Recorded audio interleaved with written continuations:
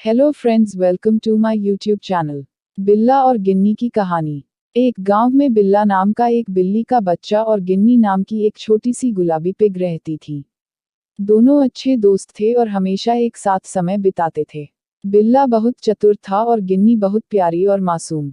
दोनों गांव के पास एक हरे भरे बगीचे में खेला करते थे। एक दिन बिल्ला और गिन्नी ने तय किया कि वे जंगल में जाकर नई जगहें देखेंगे। गिन्नी थोड़ी डरपोक थी, लेकिन बिल्ला ने उसे समझाया, गिन्नी, अगर हम साथ हैं तो हमें डरने की कोई जरूरत नहीं। गिन्नी मान गई और दोनों जंगल की ओर निकल पड़े। जंगल में पहुंचकर उन्होंने तरह तरह की चीजें देखी, ऊंचे ऊंचे पेड़, रंग बिरंगे फूल और पक्षियों का मधुर गीत।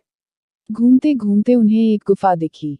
गुफा के बाहर एक बोर्ड लगा था, जिस पर लिखा था, सावधान, अंदर खजाना है, लेकिन खतरा भी। गिन्नी ने डरते हुए कहा, बिल्ला, हमें यहाँ से चलना चाहिए। ये जगह सुरक्षित नहीं लगती।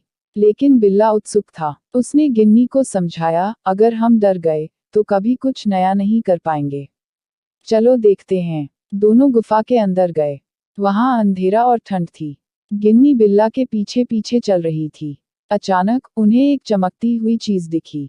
वह एक बड़ा सा सोने का बक्सा था। बिल्ला और गिन्नी दोनों खुश हो गए। लेकिन जैसे ही बिल्ला ने बक्से को छूने की कोशिश की, गुफा कांपने लगी। एक बड़ी आवाज आई, तुमने मेरे खजाने को छुआ, अब तुम इसे जीत कर दिखाओ। एक विशालकाय बंदर सामने आ गया। उसने कहा, अगर तुम मेरी 3 पहेलियों का जवाब दे सकते हो तो खजाना तुम्हारा, अगर नहीं तो तुम्हें खाली हाथ जाना होगा।